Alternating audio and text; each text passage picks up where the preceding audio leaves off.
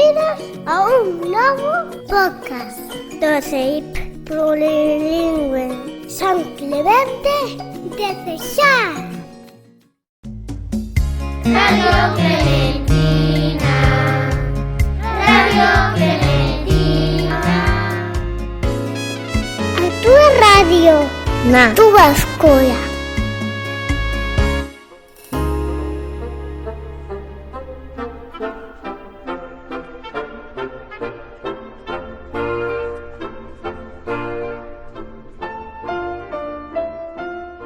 Bo día, clementinos e clementinas. Aquí estamos de novo os nenos e nenas de cuarto de primaria, cunha nova entrega do Nobel do mes.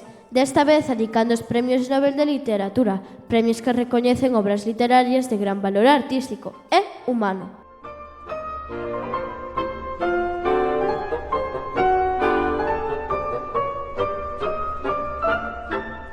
Como xa sabedes, o 23 de abril é o Día do Libro, polo que imos aproveitar esta data para descubrir os maravillosos escritores e escritoras que gañaron premios Nobel de Literatura, como, por exemplo, Pablo Neruda, un dos poetas máis famosos do mundo, ou Gabriel García Márquez, autor de 100 años de soledad.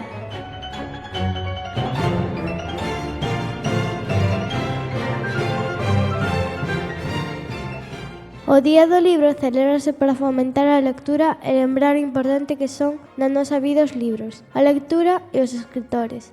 Celébrase nesta data porque está relacionada coa morte de dous grandes escritores, Miguel de Cervantes, autor de O ingenioso Fidalgo no Don Quixote da Mancha, William Shakespeare, autor de Romeo e Julieta. Agora imos analizar detalladamente algúns dos premiados máis recoñecidos a nivel mundial.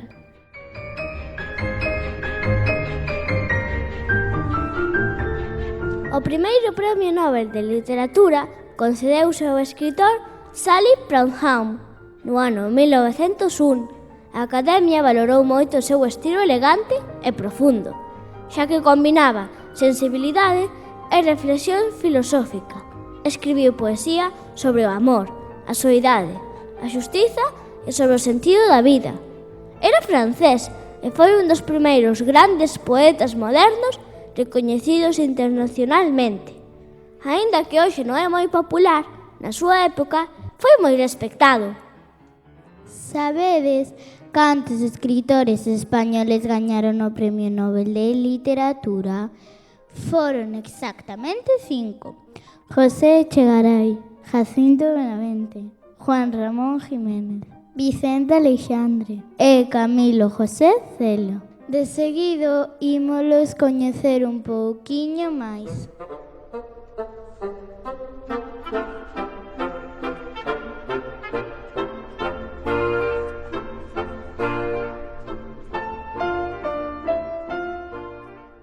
José Echegaray foi o primeiro autor español que obtivo o Premio Nobel de Literatura. Recibiuno no ano 1904. Foi dramaturgo, enxeñeiro e matemático. As súas obras son teatrais, con conflictos morais moi intensos. Hoxe en día non é un autor moi lido, pero na súa época foi moi influinte. Ao madrileño Jacinto Benavente concedéronlle o Premio Nobel de Literatura no ano 1922. Foi unha das figuras máis importantes do teatro español moderno. Introduciu un estilo máis realista e natural e criticaba a sociedade con ironía. A súa obra clave foi Os intereses creados. Juan Ramón Jiménez recibiu este premio no ano 1956. Era natural de Huelva e dedicouse por completo á poesía. Era moi perfeccionista e podía pasar anos correxindo un mesmo poema. Cambiaba palabras unha e outra vez para que soaran perfectas, ata conseguir obras como Platero e yo, que fala da amizade cun burriño tenro chamado Platero. Moita xente cree que é un conto infantil, pero é poesía en forma de historia. En realidade trata temas profundos como a vida, a morte e a amizade. O sevillano Vicente Aleixandre conseguiu o Nobel do ano 1977. A súa poesía era profunda, emocional e ás veces surrealista. Nela trata temas como o amor, a natureza e a existencia humana. Foi membro da Real Academia Española.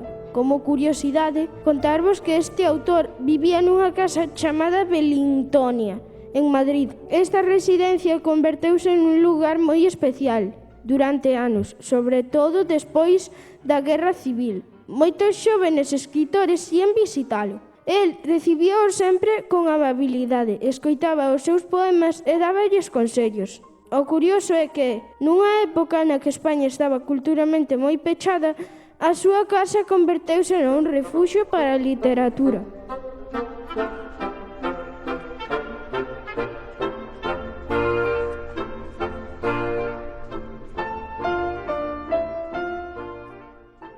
Un dos grandes novelistas españois do século XX foi Camilo José Cela, gañador do Premio Nobel en 1989. Sabedes que este autor naceu aquí pretiño? Pois sí, naceu en Iria Flavia, en Padrón.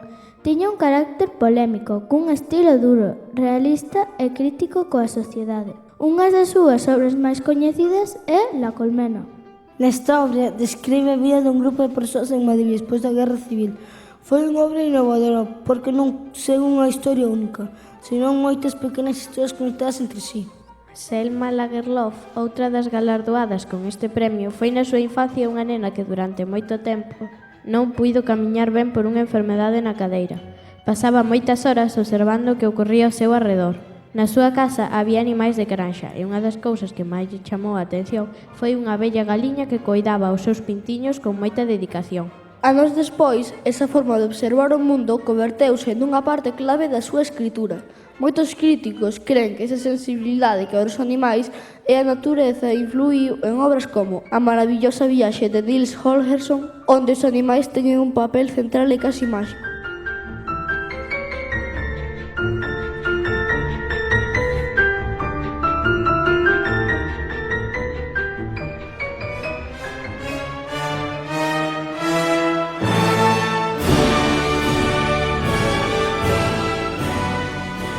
E coa historia desta galardoada chegamos ao final do capítulo de hoxe.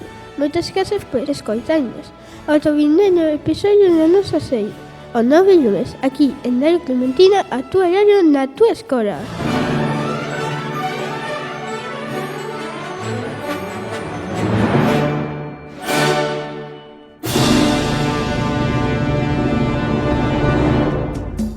Radio Clementina, Radio Clementina. A túa radio na túa escola.